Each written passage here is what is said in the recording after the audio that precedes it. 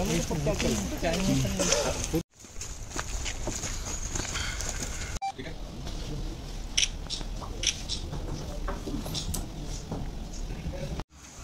शिवाराजवळ एक ट्रकमध्ये मिळाली होती। ती गाडी ट्रक जी आहे ती अहिल्यानगर या ठिकाणची होती आणि बॉडी अतिशय कुजलेल्या अवस्थेमध्ये ड्रायव्हर सीटच्या मागे जे क्लीनरला झोपण्याची जागा असते त्याच्या आतमध्ये जे टूल बॉक्सची जागा असते त्यात ती कोंबून ठेवली होती आणि एकंदरीत पाहता असं दिसत होतं की कमीत कमी 2 दिवस तरी जुनी ती बॉडी असावी, व्यक्ती मयत झालेली असावी। त्या ठिकाणी तात्काळ चिकलठाण्याचे अधिकारी LCP, ॲडिशनल SP आणि SDPO मॅडम हे आपल्या टीमसह रवाना झाले। एकंदरीत पाहता हे क्लिअर होतं की त्याचा मर्डर झाला होता, कारण त्याच्या डोक्यावर जखम होती। त्यानंतर तपासाची यंत्रणा फिरल्या आणि गोपनीय माहिती आणि तांत्रिक विश्लेषणाच्या आधारावर आम्ही एकूण 4 आरोपी, 4 आहेत ना, 3च आहेत ना, 3 आरोपी, ज्यामध्ये मुख्य आरोपी जो आहे तो गणेश वसंत पवार आणि त्याच्याबरोबर गणेश कुटे आणि ज्ञानेश्वर घयाळ, हे तिघही राहणार सुलतानपूर मेहकर जिल्हा बुलढाण्याचे आहेत। त्यांना अटक करण्यात आलेली आहे। बेसिकली त्यांचा उद्देश सदरच्या ज्या खुनामागे हेच होता की ती गाडी, त्या गाडीमधला जो माल होता तो त्यांना विकायचा होता। यामधला जो मयत व्यक्ती आहे त्याचं नाव आहे गणेश राऊत, हा राहणारा खेडगाव अहिल्यानगरचा आहे आणि त्याची आणि जो मुख्य आरोपी आहे गणेश वसंत पवार याची ओळख होती। दोघेही ड्रायव्हर होते। मयत व्यक्ती हा या सदर गाडीचा चालक आणि मालक स्वतः होता आणि तो नेहमी ह्या रूटवर म्हणजे रायपूरवरून माल विकत घ्यायचा आणि अहिल्यानगरपर्यंत आणायचा, हा त्याचा नेहमीचा रूट होता। तसेच जो मुख्य आरोपी आहे गणेश वसंत पवार हा सुद्धा बदली ड्रायव्हर म्हणून या रूटवर काम करायचा, त्यामुळे त्यांची ओळख होती।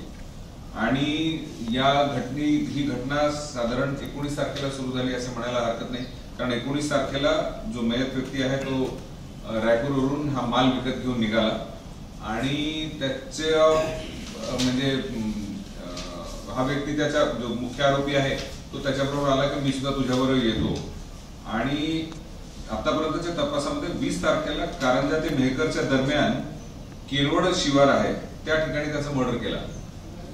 त्यानंतर जो मुख्य आरोपी आहे गणेश पवार त्यांनी इतर 2 साथीदारांना फोन करून बोलवले आणि मग त्यांना सुरुवातीला हे माहिती नव्हतं की मर्डर झालेला आहे। त्यांना फक्त सांगितलं की माल आहे आणि बॉडी ट्रकमध्येच लपवली। हे सांगितलं की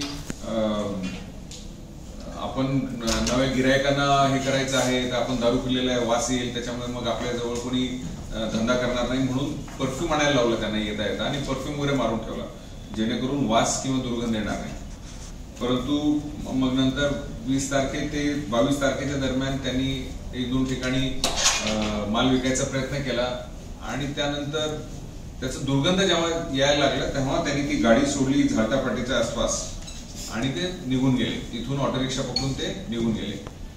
या दरम्यान त्याची पत्नी जी आहे त्याचे 20 तारखेपर्यंत मयत व्यक्तीशी तिच्या पतीशी बोलणं चालू होतं, परंतु 20 तारखेनंतर काही बोलणं झालं नाही म्हणून ती तिच्या पतीचे जे ओळखीचे लोक होते त्यांना फोन करून माहिती घेण्याबाबत विनंती केली आणि त्या अनुषंगाने त्यांनी सुद्धा शोध मोहीम चालू केली आणि या दरम्यानच त्यांना झालटापाटा येथे ही गाडी उभी असताना दिसली आणि मग तपासाचे चक्र पोलिसांना त्यांनी कळवलं आणि मग हे तपासाचे चक्र फिरले। त्यामुळे मला अतिशय आनंद आणि अभिमान आहे आमच्या टीमचा की 24 तासाच्या आत कसलाही सुगावा नसताना कोणत्याही प्रकारचा आम्हाला ज्याला म्हणतो आय विटनेस नव्हते, केवळ 2 ठिकाणी CCTV फुटेजमध्ये अंधुकचं आम्हाला फुटेज मिळाले ज्यामध्ये हे निश्चित झालं होतं की त्यावेळेस ती गाडी जी आहे तो मयत व्यक्ती चालवत नव्हता, म्हणजे कोणीतरी इतर व्यक्ती चालवत होता, पण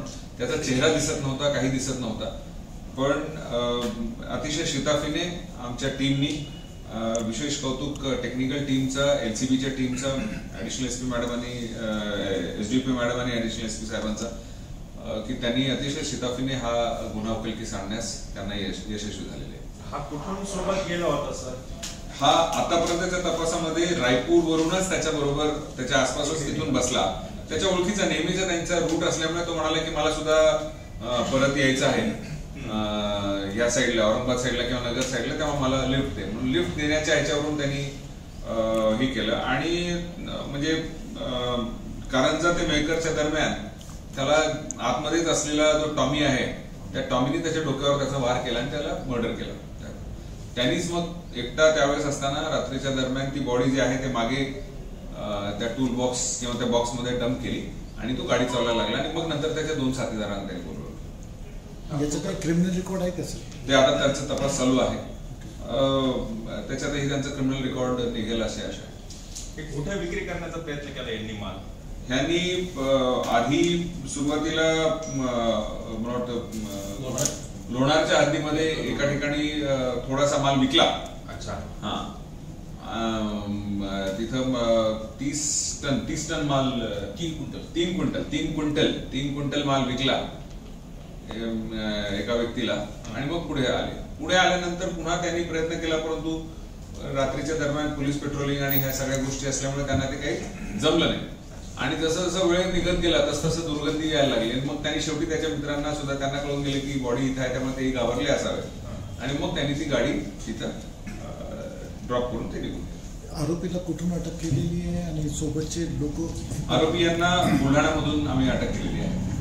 त्यांचं जे गाव आहे ते बेसिकली राहणारे सर्वचे सर्व राहणारे सुलतानपूर मेहकर या परिसरातले आहेत बुलढाणा जिल्ह्यामध्ये.